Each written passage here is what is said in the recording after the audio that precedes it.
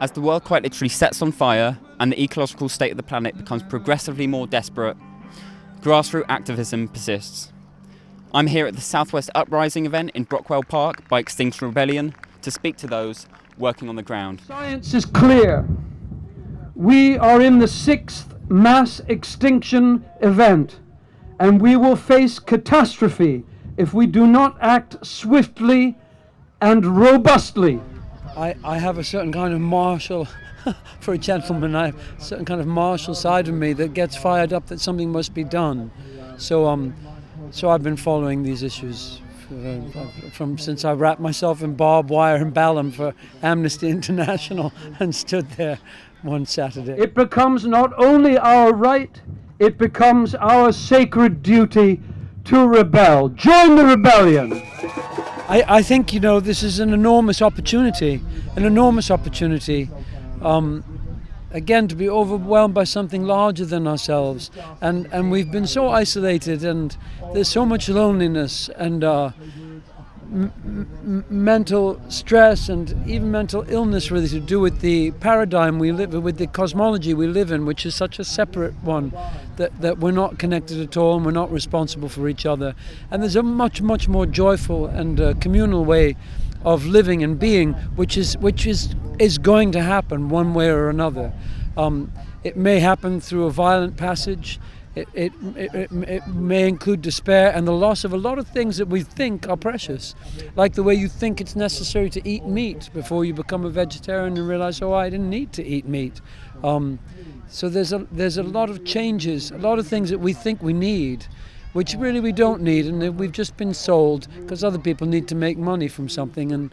But a lot of these things, these changes that sound awful, are actually very liberating. Won't change. They did it together. They fucked with the weather. They thought they were clever. It's such. Now I'm Group 1 and I'm here because I've just performed a few songs on stage to support the cause of Extinction Rebellion. Have you been finding it so far? Like, how do you feel about the movement so far? I think it's really positive, and it's good that there's a lot of people here wanting to make change, but I feel like there's not enough people my age around here, because everyone here is they're a lot older, and I think my generation are definitely the generation that needs to step up a bit more. Why do you think people don't care of this generation? Is it because is it a laziness, or is it more because of kind of outside pressures to just go business as usual? What do you think about that? I think it's just the fact that they think that they're going to die in 100 years and it doesn't really matter when they're gone after that, and it doesn't really affect them that much, because I don't know, I reckon it's getting closer and closer for our generation to actually be affected, but I still think a lot of people still believe that they're going to be dead and they won't have to deal with everything that happens after. My name's Jackie, and I'm actually on logistics coordination for this whole Uprising festival. And what motivated you to become part of the movement? Well, in April I saw it happening, and I was a bit annoyed because for some personal reasons I couldn't attend. So when I finally got the chance to do it, I was like, okay, this is kind of the only thing I've ever seen over the last 5 years since I've been kind of quite depressed about climate, environment, just basically everything dying, that this group was actually drawing attention to this cause in a way that it was you know what? I thought I was mad because some of my friends were saying oh, you're making everything so doom and gloomy. And this movement was no, you're not mad, everyone else is mad for not actually addressing this. And so now I've found a group of people who are huge in number and so strong in their beliefs that they actually want to go forward and do something about it. So I was speaking to someone earlier about, I want to get your opinion on this. They were saying that the younger generation doesn't seem to care enough about these issues, that it's either an ignorance or through kind of external pressures like the media, they're being told it's not as much of a problem. I'm just wondering what you thought on that, whether you thought he was right. I think there's two sides of this, right? So I teach a lot of kids, and I talk to each of them personally, and because I'm a private tutor, and I see there's two sides. Half of my students don't care. They're aware of it, and they're more aware of it this year than any other year before. But like there are sort of like, I don't know, pressures such as Instagram which kind of encourage selfish behavior, like kind of like fast fashion is a thing. Like this whole boycott that's going to happen with fast fashion is completely validated from my experience. Can I ask what this is about, this fast fashion, for people who don't know? Of course. Okay, so fast fashion is like the idea that you can kind of just like carry on like buying clothes for almost entertainment's purpose, and like because of the sort of incredibly cheap kind of outlets online that allow you to buy, you know, a dozen pieces of clothing, you know, ask for your parents' money or whatever it is to buy it. It's easy and it's disposable, and we aren't treating things as they're actually like resources and expensive resources. L-I-T-T-E-R, L-I-T-T-E-R, L-I-T-T-E-R, pick it up, pick it up, pick it up. My name's Ian Solomon Kawal. My artist name is KMT, the Freedom Teacher. And one of the things that makes us distinct from a lot of projects is the way we use creative. I think one of your biggest messages up there, one that really kind of struck a chord with me, was your stuff about motivating the youth. Getting them motivated, getting them energized, you know, to do more about, you know, not just climate change, but more kind of social issues, you know, in general. But I've been actually speaking to a few people today, and I think I spoke to, I don't know if you know Group 1, this guy, I think his name was Will, I can't remember, but he said that a lot of people in his generation didn't really care, that there was a lot of kind of like, there's a real lack of motivation, a real lack of energy among his friends.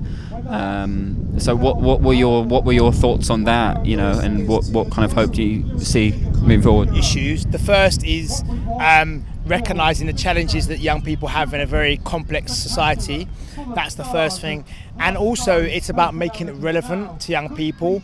So very often the culture is not presented in an appealing way. So for example, like take food, for example, plant-based food, which is the fastest growing lifestyle for young people. These young people are not in it from the point of view of health or even kind of a social element. How we presented it to them is in a financial way. So you've got to find ways to make things relevant, appealing to young people. You cannot enforce it onto them. You've got to make it attractive, you've got to make it sexy, you've got to make it cool, you've got to make it fun, you've got to make it engaging. And that's what we do with our program called Hip Hop Garden. We make food. Basically, when we started doing the program at Marcus Lipton Youth Club, we were commissioned by Loughborough Farm to actually work with young people to grow food. And we were like, they're not growing nothing. These guys are regular kind of like, you know, Morley's, chicken. Standard young people. They like fast food, accessible fast food, and it's cheap as well. That's also another factor. So what we noted is that actually they frequented a lot in the kitchen. Why do they do that? Because actually they want to have a decent meal, good food. So that's where we started the project. So how we always work is we try to find what captures the young people and work from that basis and work from there.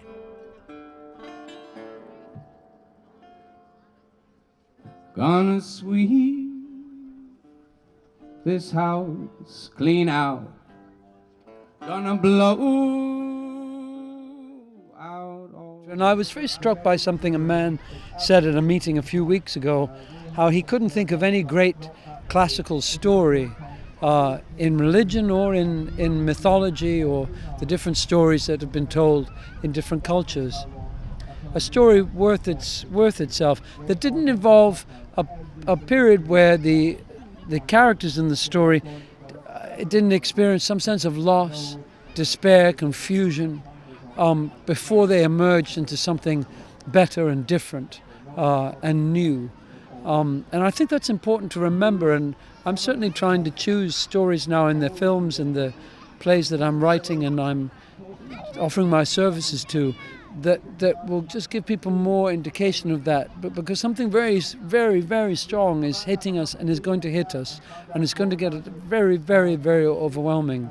And I think it's important. It's going to be crucial that we keep hope and we keep connection, and we take great caution when anything is said to us or told to us that encourages us, that tries to splinter us or separate us from each other and from the trees and the plants and the planet we're on.